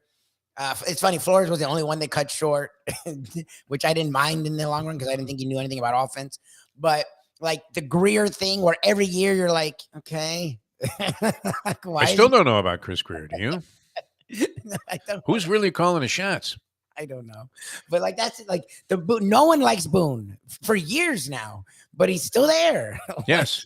And Cashman, like I know they what has he really accomplished? I mean, in the last 25 years, he had one World Series, and that's that was it. Years ago, had like the most gigantic bankroll that you could ever have. Yep. Has everything going his way. Can literally acquire any player that you could possibly want or covet. They do, and he's got a roster there that, without Aaron Judge in it, looks like shit. Yep. Amazing, yeah. Fourth place in the American League East, where, you can't justify that by saying all teams are above 500. Is it impossible for the Yankees to bounce back? Do we need them to bounce back? No, I don't give a shit. But it doesn't help when that's the thing is it's not only, but it's not like it's the Blue, like it's the Orioles. So that's going to crawl like a team that is literally tanked for like 15 years. They're finally the tank. It's like the Marlins at the same time. The tanking has worked or whatever the fuck. Like, that's not going to make – it's the same thing with the Mets. Both teams have been spending money every goddamn year, and the two teams in the division that have openly tanked for a decade happen to be winning at the exact same time. You're having a horrendous year. It doesn't help. Like, you would think this would be the year that Boone and Cashman will finally get it. But who the fuck knows? They seem to be locked in. I mean, they're grandfathered in, both of these guys. Incredible. Fucking weird. You don't sense, and that was the first time though. The Yankees, one thing under Cashman, they never fire guys in the middle of the season. Yeah. So I believe that was the first coach maybe that they let go in the middle of a season in what has to be forever. And so that became a big deal. But I mean, always a lame move. I mean, that is a pathetic move, isn't it? That's like firing the board operator on a radio. Exactly. The talent sucks. Yeah, exactly. The show is boring every fucking day, and it's not this kid's fault, right? And you're looking at that because they have these guys under contract or whatever. They can't get rid of them without paying them. Boom. You go ahead and find a scapegoat, and it seems like that's what they've done. Can the Marlins persist and continue this? Many people feel like they're facing a much tougher slate of games in the second half of the season. We're a little past the halfway point. Yeah. It's not like the NBA where they played the All-Star game after 77 games. Well, with 5 games left in the season, we're at the midway point. It's like, who's doing the math here, Adam Silver? Maybe that's why these contracts are way out of whack with reality, right? Every scrub is a $20 million player now. Crazy. In the NBA. The contracts that were given last week are amazing. Like Max Strus. Brooks, who no one wanted Dylan Brooks. Like, remember Dylan Brooks? Yes, $20 million a year for Dylan Brooks. No one wanted him, and the Rockets bet against themselves. Van Vliet is a nice player, but he's not fucking hundreds of millions. No. Like, When he used to come off the bench, I used to watch Van Vliet when he was with Toronto and say, yeah, that guy looks like he knows what he's doing, huh?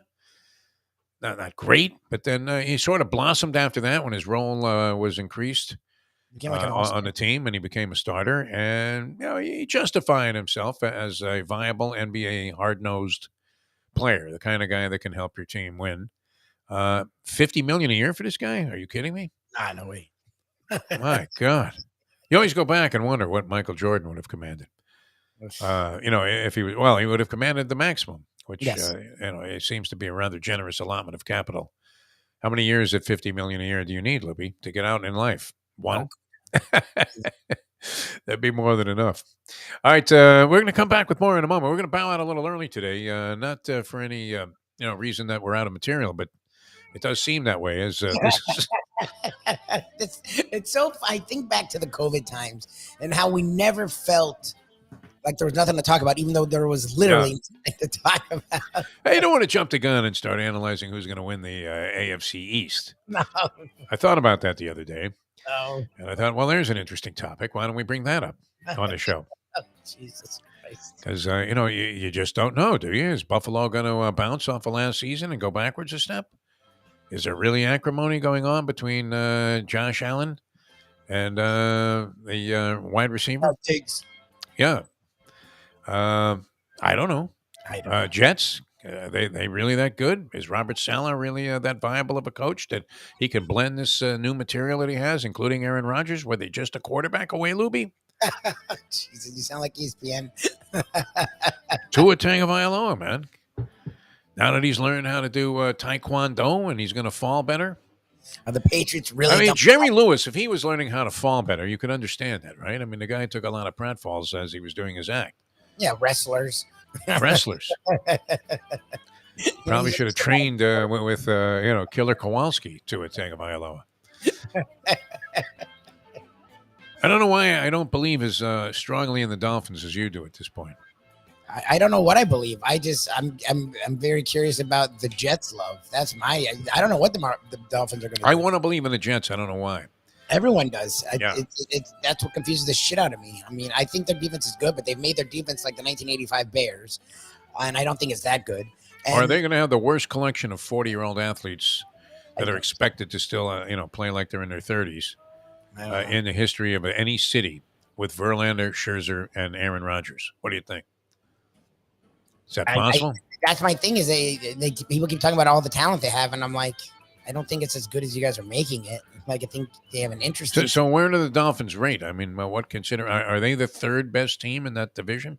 I'd put them second until we see the Jets, but I would put, and that's the thing is, I feel like the Bills their window's closing. Like, I think those three teams are very close, but I don't know. It's hard for me to talk about it. I can, but it's hard for me to talk about it July fucking 11th. Like, I know people do it. I know ESPN bases like 7 hours of programming around it. I was watching a little NFL today for some reason. I was looking for Wimbledon matches, and here it is on ESPN, NFL Today or NFL Live. And they had a guy with Caesar's Palace in the background, and he was talking about the odds to win the various divisions in the NFL. I don't know. And I'm thinking, do you even have a clue at this point? Most of the moves have been done. At least it's interesting, right? I mean, those three teams have definitive possibilities to be good. The AFC East went from sucking to it should be very competitive, and it should be a good division. It should. And do you discount the Patriots completely? I mean, you're naturally predicting that they will likely finish last in the division. Oh, yeah. I think even Patriot fans have sort of nailed it in on the Patriots right now. How long can the Patriots fans hold up? They were used to being inept before Belichick got there. Well, see, they were used to Steve Grogan throwing a rock there. That guy with, a neck like Ichabod Crane. It's been long enough now where I don't know if they remember that. Like, people in their 50s and 60s, sure, were in their 30s and 20s, but most Patriot fans that are in their 20s and 30s have only known them winning. Like, they don't know. I feel like this is new to them. They don't know misery. Exactly. They don't. They don't know Belichick, leaving the press conference, cursing out Bobby Kraft on his way out the door. Hey, listen, Bob. It's all you. You're running around with those young girls. The Asian massage parlor thing, I'm tempted to talk about that if you don't get me some players. All right, we're going to come back with more here on the Defo Show. Jeff DeForest, Mike Lubie. It's a prelude to the All-Star Game and to Black Wednesday. Ugh.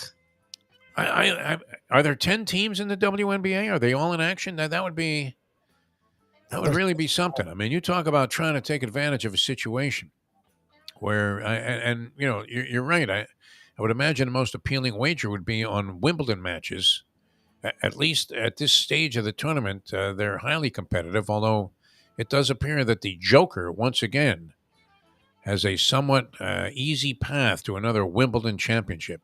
Oh, my God. So the WNBA has been around this long, and Yes. they have tried to tell us it's this great, including Sarni, and there's still only 12 teams?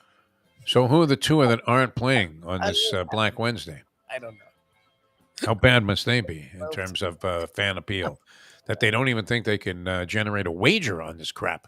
Yeah. I don't want to say it's crap. I do like Kelsey Plum. There are good players in the WNBA. I've never gotten into what the games are all about. Have you? No, Sarni's saying our problem is we're comparing it to the NBA, and we should treat it as two different sports. Like baseball and basketball are two different sports. Women's basketball and men's basketball are two different sports. I think that's a load of garbage. I think it's the same. I mean, women's tennis is certainly extremely watchable. By comparison to anything that the men do. Do the men play at a faster pace, hit the ball harder, serve bigger, make more plays in general, and appear to be, faster? Yes, but, the women's game is great. The Nothing time wrong the with it. women's is more exciting because a lot of the men's, where they used to do the serve and volley, and that was Yeah. really fun. They don't really do, from when I watched, they don't really do that as much anymore. The women still sort of do it, and there's a lot of back and forth. You don't have a lot of long points in men's tennis a lot of the time. There's a lot of winners. Whereas in women's tennis, like when I would watch women's and men's tennis, I never left going, wow, this is a shell of that. I would get more excited. Women's tennis has had really strong eras where the game is just It's great. than men's. It really is. I mean, it's as entertaining as the men's game. It really is. At times. Whatever. Is it if any male player? I mean, John McEnroe used to contend this that you could take the 150th men's player in the world and he would knock the snot out of Iga Swiatek or whatever. Yeah. Swiatek. And it would be no contest. That may be true. I don't know. Maybe to a lesser degree today than it was in the past. You do see women with men as hitting partners. Yes. And they're knocking the shit out of the ball. No, the pace of the game and the way that it's played, the form with which it's played, I think most closely approximates anything that you could see from the men in any sport. Whereas I don't know that the WNBA looks anything like the National Basketball Association. It'd be like a women's football league starting up. 100%. Again, and it's not, and again, sorry. Women's hockey, I'm sure, looks nothing like the NHL. It's not to degrade women. I think there's value in it and people should watch it. It's just for me, as someone who's played basketball my whole life, when I watch it, it's hard. It's hard to, like, they celebrated Griner dunking the other day. Yeah. You're still celebrating women dunking? This is 20, like Candace Parker dunked. He's only like 6'10". College. Yeah. Like, it's been 20 years since a woman dunked. Like, why have they not evolved at all in the last 20 years? Like, to me, if you're still celebrating one dunk, it's like, okay, you're telling me what your sport is, and that's fine, but it's hard for me to get into it. Like, it just is. It was the We Got Next. They turned everybody off right there. Because then when you did watch it, I mean, the ad campaign was very clever, and you thought, okay, let me take a look at this. And then you looked at it, and it looked like a rugby scrum, and you thought, you can have next. But you're on that court over there. Exactly. I was going to say you're on the one over there. Yeah, they're looking for players over there. They only got 3 guys over there shooting into one basket. They need 7 right now to run full. Girls? All right. Ladies? Hey, babe. All right, we're coming back. I have to get these Pittsburgh tickets out of my hand, though, Libby. I have to get them into the hands of the Catwoman. It's driving me crazy. I would, because 15,000 I'm on the hook for. They're going to go on like a 10-game win streak after the All-Star break. Full circle. I got out with the Pittsburgh Pirates in 1960. Yeah. In probable fashion. The Yankees were overwhelming favorites. The Yankees won their 3 games of that series to force to Game 7. The margins were like 15-2. Yep. 12-1, And if you look back, the Pirates were winning one-run games, eking them out of nowhere, much like they did when they won 10-9 in Game 7. There's a high fly ball to deep left field, and I believe he's done it. Yes. Who has the call of that? Do we have a call? Can we dig up the Mazeroski home run call? That has to be a classic, no? I don't know if I can do it. Let's dig that up just to remind me once again of a moment that unfortunately led me down a very sordid path because I thought it was easy after that. I was thinking if I could get out of this jackpot, I could get out of any. D'Angelo didn't care, Richie D'Angelo. He was going to fight his way out of this thing. I mean, he was never going to have to pay off. I was going to have to negotiate, which, that's what the Jewish kids in my neighborhood did. We didn't fight. We negotiated. Listen, I'll tell you what. I got a Mickey Mantle brand new rookie card. We didn't know it was going to be worth $50 million years later. There you go. You can have my... It wouldn't have been worth anything. Kids would have gone, who gives a shit? That's a spokesperson. Nobody cared, right? I got 7 of them. Exactly. You're putting them in the spokes of your bicycle there. There you go. They're decorating some Schwinn. Like, fuck you. You want to give me that Carl Yastrzemski rookie card? We didn't even know how to pronounce the cat's name. Not even close. Swiatek is the way that you pronounce that, by the way. Leslie was right, as you might imagine. Holy Bud Collins, what were we thinking? Swiatek? Swiatek. But when did it become that? I mean, all of a sudden, it's like Tony Dorsett. Exactly. It really is. Everybody's pronouncing it correctly now. Did she start some campaign, Iga Swiatek? It was like Tua. We said Tua 3 different ways for like the first his whole college career into his rookie season. There was never an N, and it was elongated. There was a ton of stuff done. His whole Alabama career, it wasn't like he just became famous with the Dolphins. Like he was like one of the more famous college football players ever, and no one pronounced his name the way they pronounce it now. Like no one. How do we pronounce it now? It's Tango Vailoa. Tango Vailoa? It's supposed to be Tango Vailoa. Remember, we always elongated Tango Vailoa. Yeah, Tango Vailoa. And I with us that it's not supposed to be extended at the end. How many games before he gets knocked out for the season? What do you think? No, I am not rooting for that. I really enjoy this kid. I do, and I want him to succeed. I mean that in all sincerity. Nothing would make me happier than to see Tua distinguish himself as a viable NFL quarterback because I thought he was going to be good when he was drafted out of Alabama. I actually thought, okay, that this kid's going to be all right. And remember, we saw him there at that Radio Row at the Super Bowl, and we said, "You're going to be a Dolphin. You're going to be a Dolphin." I begged. And he kind of looked at us like, "Oh yeah, okay." But no, he seemed happy with that. Yeah, he was a happy guy. He was a nice guy. He was slight, and he's put on size since then. But what's the issue then?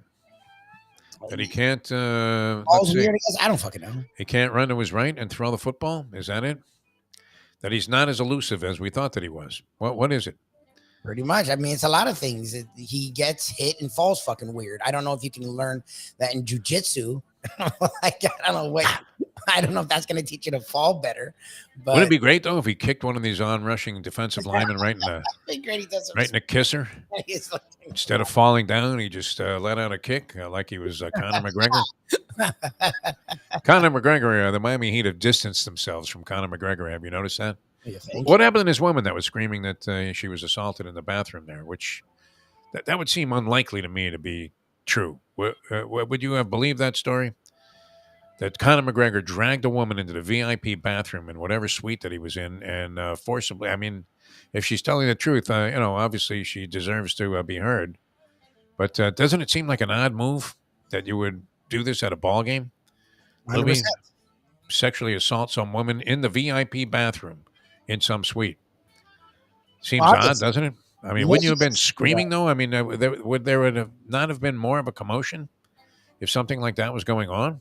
I don't know. I've learned to not grade these things. Yeah, I mean, it's hard to say. That's for sure. But it strikes me. I mean, you're looking at what are the probabilities, possibilities here, and not much is being said about that since. Have you noticed that? It's kind of like all these Trump accusers all disappeared. That's what always happens, though. They always, like, you hear a big loud noise at the beginning, and then it just quietly goes into the ether. McGregor doesn't seem overwhelmingly concerned about this. No. Although I don't know that much bothers him at this stage of his life. All right, we're coming back with more in a moment. We're going to bow out a little early today. Take you up until about 8:45. We will have a Mike Mayo lunchbox coming up, and that is at 12 o'clock today. Mayo was in good spirits yesterday. You see what happened? I mean, this he should talk about because this is remarkable. That business where he flopped a royal flush. That's crazy. In real life, That's not on great. some poker game, but like not on some video game. Like it was real life. Shouldn't you at least have won the high hand for that hour? Were they not involved in that kind of competition? With a royal flush? How many people end up with a royal flush playing Texas Hold'em? Yeah, I don't know. He didn't even win that much. It's like, of course, it's in the stupidest hand ever. Yeah. Nobody's in. It's Did he not- check when he flopped the royal flush? That would have been I interesting. presume. I hope he went all in. Then he would have maybe scared everybody off. Everybody would have thought that he had it. And perhaps he's known as a bluffer. See, it's okay to lose a couple of bluffs, isn't it? Because then when you really are bluffing, you can scare everybody out of there. Yes. Yes, there's a reason to bluff. And I don't know. I'm not a poker guy. I don't know how to hold. I'd be excited as fuck or bitter as fuck, Yeah. depending on my hands. I don't know how to, like, just be that blank face that they fucking do. Yeah, there's no way. Yeah. As soon as I exhibit the blank face, they know I've got something. Exactly. Yeah. You're trying too hard. Because the rest of the time, I'm like Mr. Jolly. Hey, look at that, man. Like, 2-5 why is on he so suit. quiet? Yeah. That's weird. I'll show you my cards if you show me yours. Doesn't work that way, Johnny Chan. No, but I mean that's remarkable, huh? The royal flush. I've been dreaming about flopping a royal flush in one of those games like 3-card poker or Let It Ride. Okay. I was fantasizing about that halfway up my walk of life for 2 miles. I was thinking, what am I going to do with this $250,000 that you get in the jackpot? And what if it was the one time that you didn't play the bonus? Can you imagine? You end up, still with a pretty nice piece of change. But, imagine you whiffed on $250,000. That would be a nice thing to leave a casino with, wouldn't it? How much do you tip the dealer if you hit for $250,000? Good. Would I would hope. $5,000, $10,000? What would the proper amount be? I don't know. You and Andy seem to be the ones to know these things. I'm, and it's not that I'm cheap. I'm not a degenerate. I don't understand the sharing and the winning. Usually in this kind of game, if you hit the progressive jackpot, which in Atlantic City, for example, it seems to always be around the same amount. I don't know exactly how they're figuring this thing out, but it's always around 250,000, the progressive jackpot. All right, so if you hit that, now it would be common to give $1,000 maybe to everybody else at the table that was playing, even though you don't even know these people from Adam, and they were probably rooting for you to lose. So you're greasing them with $1,000. So what do you give the dealer on that one? This is a problem I hope to face someday. I was gonna say it's a good problem to have, I guess, but It would either be, I would think, 5 or 10,000. Now is 5 a little light? 5 or 10,000. And the dealers all share tips, so it's not like you're necessarily setting somebody up, some poor woman that was just trying to work 2 jobs to make ends meet to feed her 2 children. You're making her day with a $10,000 tip. 10, you're still walking away with like 240 some odd thousand. Well, 230 something. Andy's saying 5. 5. Okay. 5 is good. 5. Yeah. You don't look like a shithead if you put 5,000 out there and say, okay, 5,000 here for Foo, and 1,000 each to each of these other slugs that happen to be here. The most there could be was 4 other people. All right. Or 5 other people, maybe. How many at a card table? 6? 1, 2, 3, 4. Yeah, 6. That's what I want to say. All right. That would be a pleasant problem to have, but Mayo got nothing out of this. Nothing for flopping a royal flush in Texas Hold'em. Think about that. He's holding Jack Ace of Diamonds, and it comes down King Queen 10 or something. Oof. Yeah. He came down exactly what he needed on the goddamn flop. It was fucking crazy. And he ended up winning 100. There's no way he could have just sat there chilly, and said, check. And you would think he'd have to go What do you think? I would hope he went all in. I don't know. I don't know enough about poker to know what the fuck he did. Well, all in though, you're going all in after the antes are in there, which is nothing. So if you scared everybody off, Yeah, it's too early. they look at you like you're a fool. Hey, you must have flopped a royal flush, huh, Mike? Exactly. I don't know. We'll have to find out about that. I'm sure we'll get some details on the lunchbox later on today. That was good yesterday, though. Talked about a lot of different places. We did. That mayo on the hot dog too is. It wasn't his choice. It was the guy kept saying. How do you embrace that, though? I mean, if you're a Jew from Brooklyn, how do you embrace mayo on a hot dog? You don't. If you have a standard hot dog, obviously it's not good. The thing is, as a guy who's gone to these Colombian places, when they put so much crap on it, you're not really tasting like they'll put pineapple sauce. Usually you would think that's horrendous on a Pineapple sauce on a hot dog? I know you make that face, but when they put all the stuff together, it tastes pretty fucking good. Especially on an ice cream sundae, you could put some pineapple. Thank you. That used to be a big thing at Carvel. When the first time you tried the pineapple instead of the cherry and the chocolate, Yes. you were thinking, wow, I kind of like this, man. I dig this. Call me Don Ho. Tiny bubbles. All right, coming back with more in a moment here. We're losing our minds on the program here. Was this a terribly unfocused program on my part? 100%. That's okay. 1,000%. Okay. All right, back with more in a moment. Can't believe Scoop's schlepping all the way to Las Vegas to watch Wembanyama play, and he's not playing anymore. That sucks, yeah. Do you cancel your flight? Probably not. It's Vegas. And he's on a Spirit Airlines flight on top of that. Yeah. He'll have plenty of time to think about it before he takes off. He just wants to walk away and eat the money. Back with more in a moment. Now that. Have you ever just walked away after, flying, Spirit Airlines said, you know what, forget about it. I don't even want to go. It's 8:34. Folks, Tony Segreto here. Let me ask you a question. What do you look for when you go out to eat? Good food, obviously, friendly atmosphere, not too loud, but good energy, reasonable prices, and a place where you feel comfortable. All those ingredients, no pun meant there, are hard to find unless you're talking about the Texas Roadhouse. You see, they encompass all of those attributes. Really, really good food, amazing atmosphere, good for a family, good for a date, or just a night out for yourself, and prices that will make you extremely happy. Their ribs unmatched. Steaks hand-cut every day. Everything, and I mean everything, is made on site, including their incredible bread. It's the one day, folks, that you can forget about low-carb diets. Trust me when I tell you, Texas Roadhouse, your restaurant, your destination when you say, where should we go and eat tonight? From the newly renovated sports bar to the beautiful bayside views captured at the Tiki Bar, Jimmy Johnson's Big Chill has it all. Located at mile marker 104, the Big Chill also offers waterfront dining while experiencing breathtaking sunset views of the Florida Keys. It's simply the hottest spot in the Keys to cool off. That's Jimmy Johnson's Big Chill at mile marker 104 in Key Largo. For more information, call today at 305-453-9066.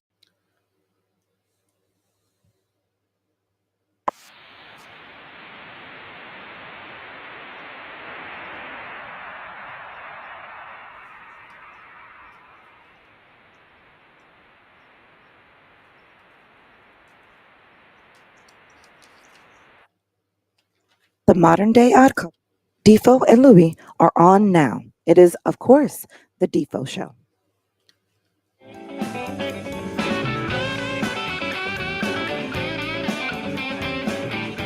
All right, welcome back to the show. That was weird. We had some kind of strange noise coming in there. I thought you were going to bring up the call of Mazeroski's home run. Didn't that sound like ambient crowd noise? Oh, what? yeah. Oh, so you couldn't hear the call? Oh, it was like, no, we didn't hear the call. The loud is loud here. I'll play it again. Look. All right, try it again. Yeah. This saved my life as a 9-year-old DeForest, if it's the Mazeroski call. I'm curious to hear this, Libby. There you go. You can't hear it? Yes. I'm hearing nothing. Yes. I would imagine the rest of the audience is also shut out on this thing as well. You're hearing it? Yeah, I hear it, but you guys don't hear it. Oh, okay. I tried. It loses its impact. Yeah, I tried. It's interesting. Who's on the call? I mean, who's I don't know. I can barely hear the fucking call. Like, I can hear the crowd noise, and I can hear the call in the background, but it's so fucking quiet. You guys probably, I guess, can't hear it. I tried. That was obviously a good copy of that. Can we sue YouTube? No. It'd probably be suing us for copyright infringement for just arbitrarily throwing this on the air. Is that not part of the public domain at this point? The Mazeroski home run call? Hell, it was 63 years ago. You would think that somehow that would be intellectual property of the human race at this stage. I will never forget it. So very reluctant to have booked those bets or even be carrying the tickets there. $15,000 worth of tickets potentially if the Pittsburgh Pirates at 200-1 can win the World Series. Oh my God. How great would that be? Now, you would have to go, you would make arrangements, no, yourself at that point to go back to Atlantic City to cash the tickets? If you were, Cat Siegman, who made this bet, an outrageous bet, and yet they were more than willing to accept it, Lubie. Oh, yeah. Well, because the futures bets, a lot of people do that. They know that. People do it with their team just in case their team wins, You're not the first. It's been a while, though, since that has hit for any significant amount of money, I would imagine. No, who was the last really big surprise team to win a championship where they just literally came out of nowhere? It's actually win-win. That's the thing. Like, you'll have it like you saw TCU. Well, the Denver Nuggets had to be a long price at the were they a long price at the beginning of the season? The Denver Nuggets. They were probably long-ish. Like they weren't. They weren't the Kings.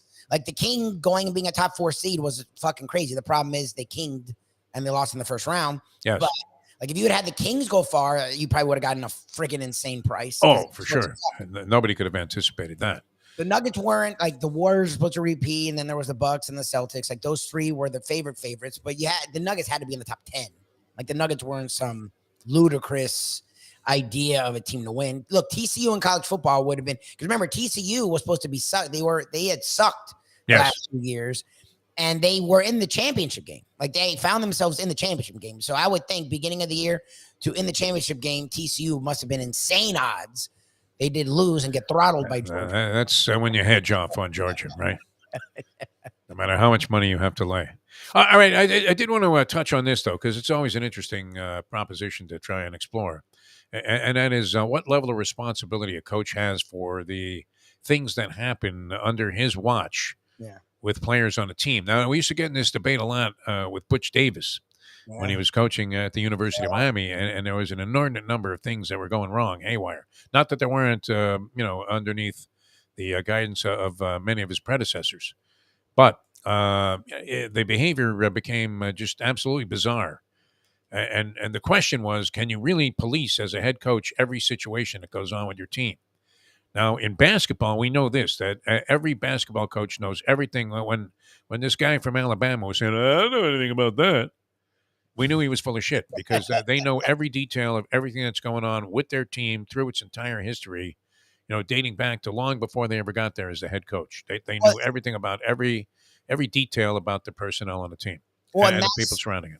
The thing with Pitino, who we like, and why Coach K is a guy that can sort of is questions, to be nice about it, because these guys become great because of how overly involved they are. They make sure we know how meticulous they are, but then when things go bad, they suddenly don't know. Yeah. Like the Urban Meyer effect. It's like Urban Meyer was Joe Paterno, I guess, a classic. That's the thing. It's like, okay, so they can be meticulous when it's good, but when it's bad, they weren't meticulous. It's like, come on, that's a load of garbage. You would think that Joe Paterno, even though he seemed like he was, kind of, I don't know that he aloof, was a fair description, but he was kind of like a Yogi Berra-ish type of a figure. And yet, you would think that he was very sharp and razor sharp when it came to detail about his team. No, he couldn't have had that longevity and that period of success if he wasn't so much sharp. Bobby Bowden, as much as he seemed to be bordering on senility by the time he left the Florida State organization, probably was razor sharp about details. I mean, when he used to go on that coach's show with Gene Deckeroff, and somebody would call in and go, Coach, what do you think about Johnny Jones out of Apopka?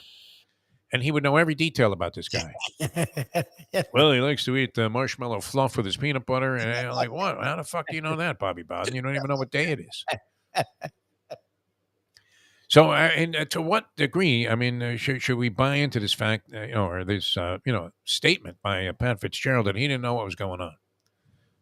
Do we buy it? Well, then, okay, why didn't you know what was going on?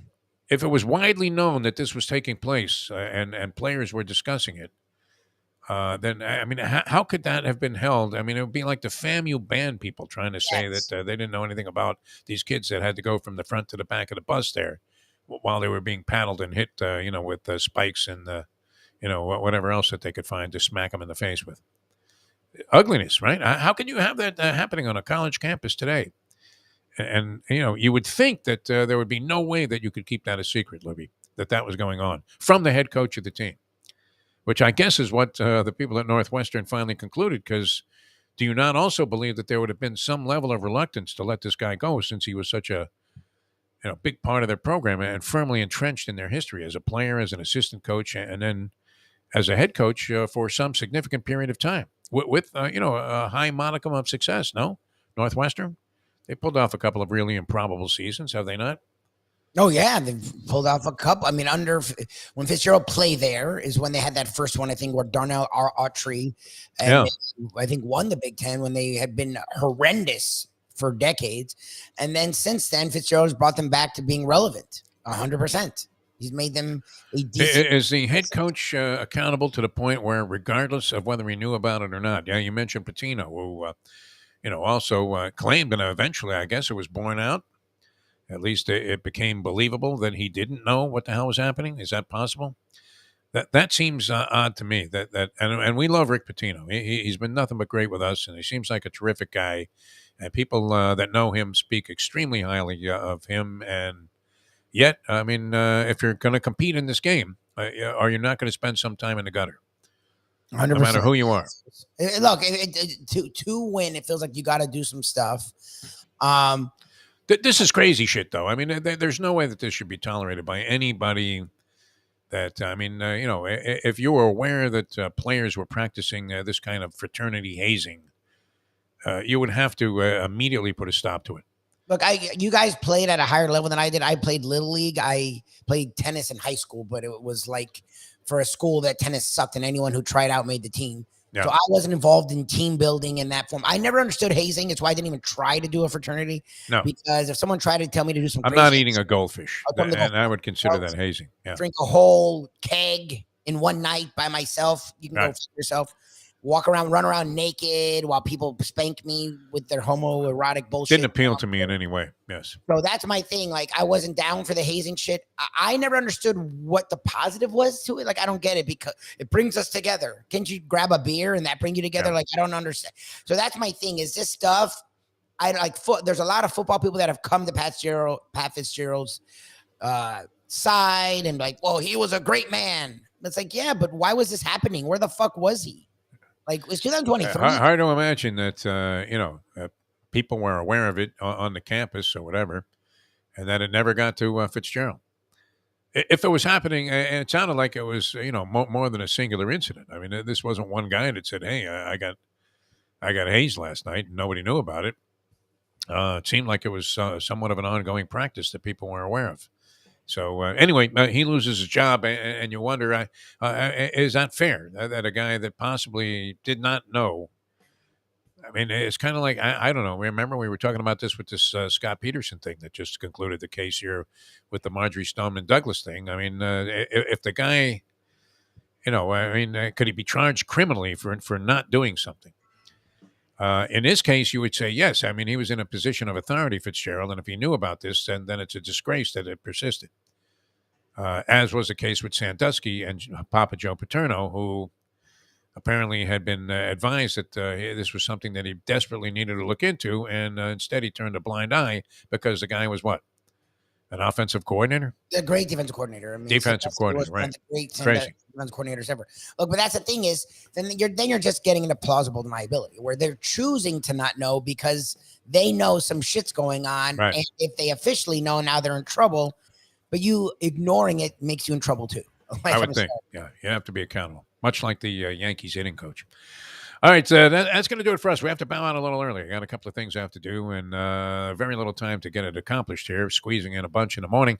Hopefully be right there on time at 12 o'clock, Lubie, with Mike Mayo's Lunchbox. I know the show must go on, but hopefully this visit to the doctor's office there, and I just hope I don't get the look, Lubie. They're giving me the results of my blood and urine tests. What do you think, Lubie? Going to be a thumbs up? It's good, yeah. I don't think they'd have you just leisurely in for an appointment if it was fucking scary. Right. I mean, I took the test a couple of weeks ago, and they already had the results. They were available to me. I didn't want to look because I wouldn't know how to read them anyway. Oh, okay. Yeah. I mean, what do I know about this shit? Nothing. You'll be fine. All right. So we'll see. If I'm still alive at 12 o'clock, we'll see you on Mike Mayo's Lunchbox. If not, hopefully shortly thereafter. Otherwise, they're admitting me to a hospital. That would be the negative result on that. And enjoy the All-Star game, everybody. Thanks for tuning in. For Mike Lubie Lubitz, I'm Jeff DeForest. We'll see you next time as we leave you know that. The time. It's 8:48. Let's go to eat a damn snack. Look what they done to my soul.